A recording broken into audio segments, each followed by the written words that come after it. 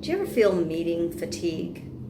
I don't know about you, but when I lived in the corporate world, I felt like there were weeks where all I was doing was attending meetings.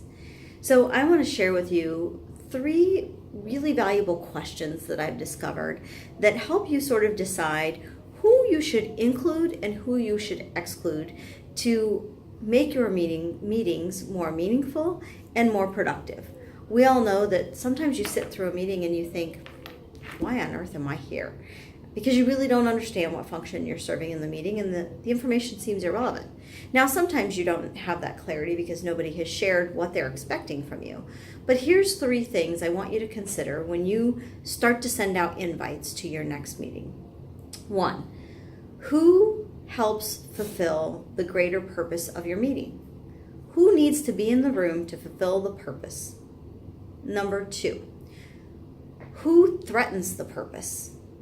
There might be somebody that you're pretty quick to invite, but if they're not going to help move the purpose forward, as a matter of fact, if they're going to be one of those individuals that detracts from the purpose, maybe you should consider excluding them instead of including them. Now, the 3rd one, and this is a really hard one to grapple with, and it might take some inner workings on your part to get through this, but who is it that you feel obligated to invite even though they're irrelevant to the purpose?